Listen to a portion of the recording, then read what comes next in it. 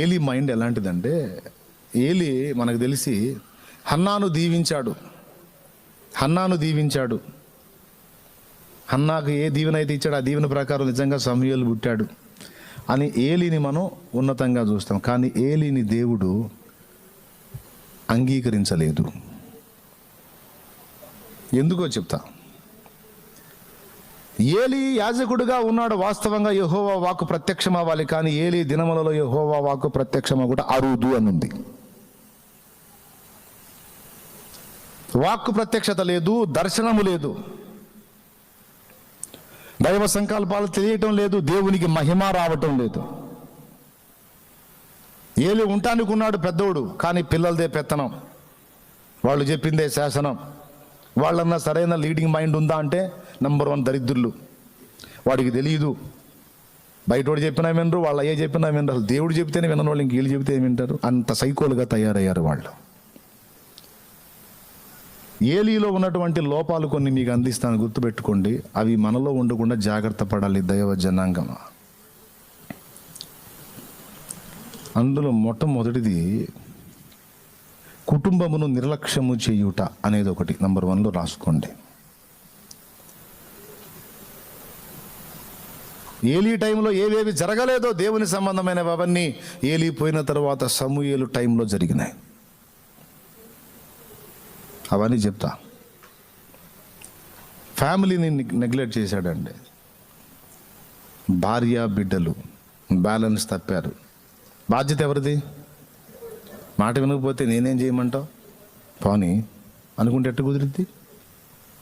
నువ్వు చేయాల్సినవి ఉంటాయి కొన్ని, నువ్వు బ్యాలెన్స్ చేసుకోవాల్సినవి ఉన్నాయి. దేన్ని బట్టి వాళ్ళు తేడా పడ్డారో ఆ విషయంలో నువ్వు దిద్దుకొని నువ్వు క్రమపరచబడి మళ్ళా దారిలోకి వస్తే ఆటోమేటిక్గా వాళ్ళు కూడా లైన్లోకి వస్తారు. సో ఇక్కడ ఏలీ కుటుంబాన్ని నిర్లక్ష్యం చేయటమే కాదు, ఏలీ దగ్గర ఉన్న రెండవ విషయం ఏంటంటే,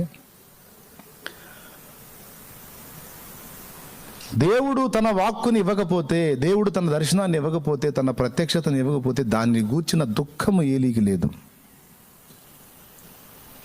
దేవా నాతో ఎందుకు మాట్లాడట్లేదు? నా ముందు తరాల్లో ఉన్న భక్తులతో మాట్లాడే వాళ్ళని వాడుకున్నావు, నా విషయంలో ఎందుకని ప్రభువా మౌనం అయిపోయావు నాయనా?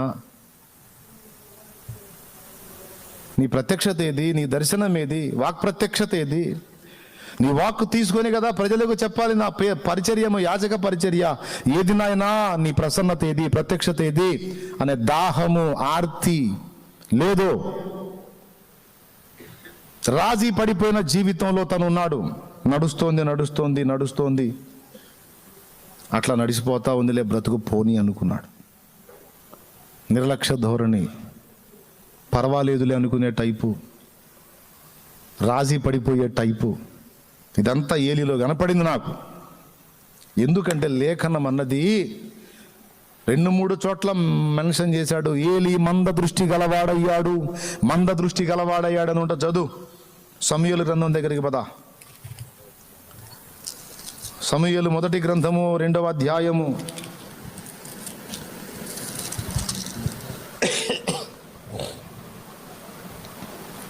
3వ అధ్యాయం చూడండి. 2వ అధ్యాయంలో కొడుకుల దుర్మార్గాలు ఉంటాయి. 3వ అధ్యాయం 2:22 చూడన్నా. ఫస్ట్ ఏలీ బహువృద్ధుడాయను, అక్కడ ముసలోడైపోయాడు. ఓకేనా? 3వ అధ్యాయం 2వ వచనం. ఆ కాలమందు ఏలీ కన్నులు మందదృష్టి గలవైనందున అతడు చూడలేక తన స్థలమందు పండుకొని ఉండగా. ఈ మాట ఒక చోటే ఉందా నాన్న? ఏలీ కళ్ళు మంద దృష్టి గలవై ఉన్నందున ఏమండి?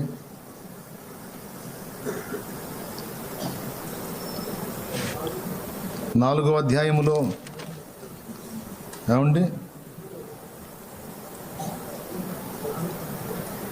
చదువు నాన్న. 15వ వచనం చదువు నాన్న. ఏలీ 98 ఏండ్ల వాడై ఉండెను, అతనికి దృష్టి మందగిలినందున అతని కండ్లు కానరాకుండెను. దృష్టి మందగిలిందని ఈ 2 చోట్లే కదా, ఇంకో చోట కూడా ఉంటుంది.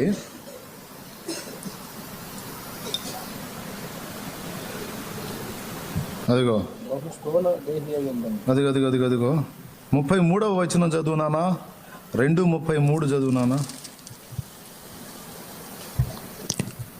నా బలిపీఠం వద్ద నెవరూ నుండకుండా నేనందరినీ నశింపజేయక విడుచువాడును గనుక అది నీ కన్నులు క్షీణించుటకును నీవు దుఃఖము చేత క్షయమగుటకును సాధనమగును. నీ ఆ మాట చూడండి. నీ సంతానం వారు వయఃకాలమందు మరణమగు. యవన ప్రాయంలోనే నీ పిల్లలు చచ్చిపోతారన్నాడండి దేవుడు ఏలీతో. ఎందుకో తెలుసా? ఏలీ దగ్గర ఉండకూడని జబ్బు ఒకటి ఉంది, దరిద్రపు జబ్బు. అదేందో తెలుసా? ఏముందిలే అబ్బాయి ఏనండి, ఏముందిలే, ఇది ఉంది ఆయన దగ్గర. పిల్లలు చెడిపోతున్నారు, అయ్యా ఇట్లా చేస్తున్నారు, ఏముందిలే, ఇక నా మాట వింటారా, పెద్దోడిని అయిపోయానుగా. అయ్యా దైవ ప్రత్యక్షత లేదా, ఏముందిలే. ప్రార్థన చేసుకుంటున్న ఆమెను కదిలిచ్చాడు. ఆయనకు సమీపంలో ఉండి ప్రార్థన చేసుకుంటుంటే దృష్టి ఈయనక మందం కలిగింది, ఆమె మందు తాగింది అనుకుంటున్నాడు. ఎదుటి వాళ్ళని అపార్థం చేసుకునే మనస్సు ఎంత స్పష్టంగా తెలుసంటే, దేవుడు తనకు తన పిల్లలకు శత్రువుగా ఉన్నాడన్న సంగతి చాలా క్లియర్గా తెలుసు ఏలీకి. అందుకే ఏం చెప్పాడు దేవుడు, నీకు చెప్పకపోతే నీకు కూడా అదే గతి పట్టింది సమూయేలు అన్నాడు. వద్దులే నాకెందుకని చెప్పాడు. ఏముందిలే, కుటుంబం అయ్యా ఏముందిలే, దర్శనం అయ్యా ఏముందిలే, ప్రత్యక్షత అయ్యా వాక్ ప్రత్యక్షత ఏముందిలే, పిల్లలు దారి తప్పారయ్యా చూద్దాం ఏముందిలే.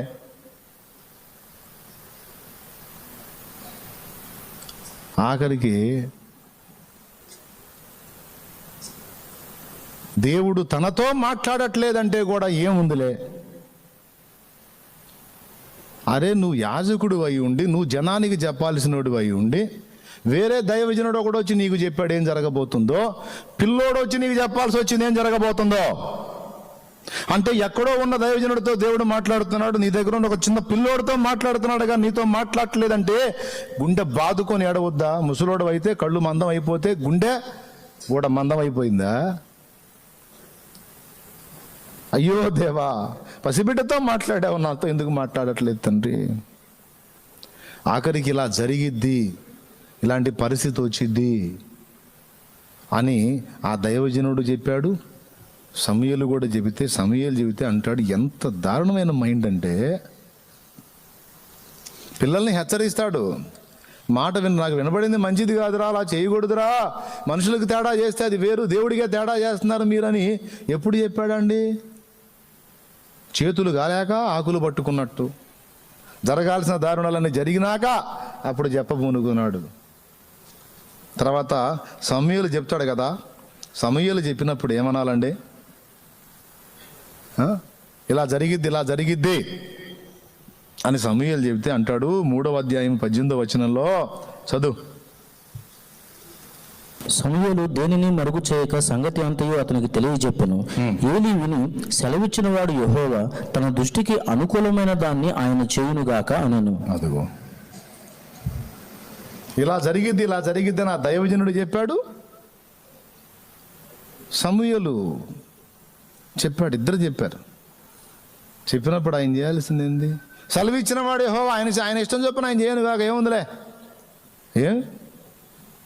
తరతరాలకు నీ కుటుంబాన్నే పెడదాం అనుకున్నాను, కానీ నన్ను గణపరిచిన వారిని నేను గణపరుస్తాను, నన్ను తృణీకరించిన వారిని తృణీకరిస్తాను.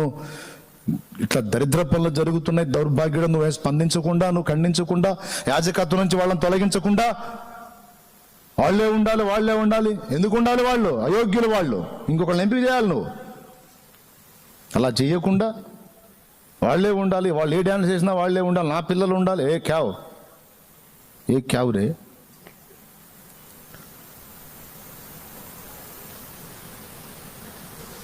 గనుక ఇలాంటి ఐదు పరిస్థితి అని దేవుడు రివర్స్ అయ్యి ఆయనతో మాట్లాడలేదు, దైవజనులతో మాట్లాడి సమూయేలుతో మాట్లాడి పంపిస్తే దేవనాలనైనా దేవుని దగ్గరికి వెళ్ళి, ఇప్పుడు నిన్నే ఉంచుదాం అనుకున్నాను, నిర్ణయం మార్చుకున్నాను, ఉంచను, నీ కుటుంబంలో పిల్లల్ని కూడా ఉంచను నేను అని ఇంత కోపంగా మాట్లాడాడే. అంటే ఒకప్పుడు నిన్నే స్థిరపరుస్తాను అన్నాడు, ఇప్పుడు అభిప్రాయం మార్చుకున్నాడు కదా.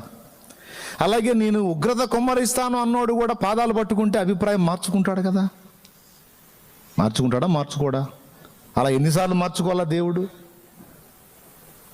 మార్చుకున్నాడా లేదా? మోషే మొరపెట్టినప్పుడు ఇశ్రాయేలు నాశనం చేయడానికి బయలుదేరి మొరపెడితే ఆగాడా? అహరోను ధూపమేస్తే ఆగాడా? దావీదు మీదకి ఉగ్రత వచ్చినప్పుడు సమూలు నాశనం చేయకుండా ఆగాడా? తన అభిప్రాయాలు కొన్నిసార్లు అనుకున్నవి మార్చుకున్నాడు దేవుడు తన భక్తుల ప్రార్థన విని. ఏలి, నువ్వు వయసు మళ్ళీ నోడివి, కళ్ళు కూడా కనపడినంత వృద్ధుడు అయిపోయావు నువ్వు. అయినప్పుడు మరి దేవుని పాదాలు పట్టుకుంటే అభిప్రాయం మార్చుకొని పిల్లలకు వచ్చే నాశనాన్ని తప్పిస్తాడు కదా, మళ్ళీ దర్శనము వాక్కు ప్రత్యక్షత ఇస్తాడు కదా.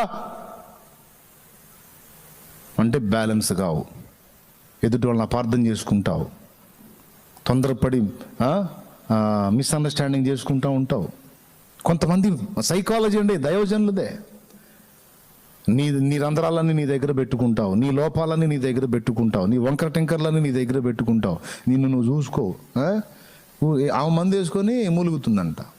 ఆమె మహాభక్తురాలు.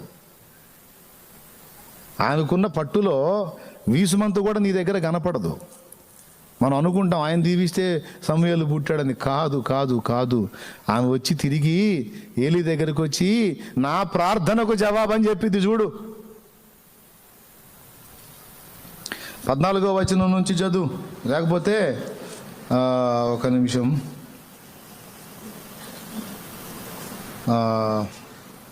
26 తీసుకొచ్చి అన్న ఒక 2వ అధ్యాయము 1:26. రైట్, ఇటు పక్క పేజీ రా చూడు.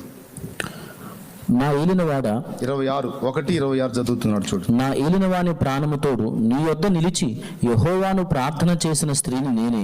ఈ బిడ్డను దయచేయమని యెహోవాతో నేను చేసిన మనవిని ఆయన నాకు అనుగ్రహించెను. కాబట్టి నేను ఆ బిడ్డను యెహోవాకు ప్రతిష్ఠించుచున్నాను. తాను బ్రతుకు దినములన్నిటను వాడు యెహోవాకు ప్రతిష్ఠితుడని చెప్పాను. కొట్టింది దెబ్బ. ముఖస్తుతి మనిషి కాదు ఆమె, లెక్కసరి మనిషి ఆమె. అయ్యా నువ్వు ప్రార్థన చేసావు కదా, ఇద్దు అన్నావు కదా, అయ్యా నువ్వు అన్నట్టు అయింది అయ్యా, నీకు ఇచ్చుకుంటారు. అలా నా ప్రార్థన నా దేవుడు వినే, ఇదిగో నాకు ఇచ్చిన జవాబు, నా ప్రార్థనకు జవాబు అని జవాబు తీసుకుని వచ్చి నిలబడింది. ఆ పోయేటప్పుడు అన్నావులే నువ్వు కూడా, నువ్వు కోరుకున్న మనం యెహోవా దయచేయునుగా. కానీ ఆయన దీవెన వచనం ఎత్తాలి, అక్కడ ప్రార్థనకు జవాబు అని ఎత్తింది.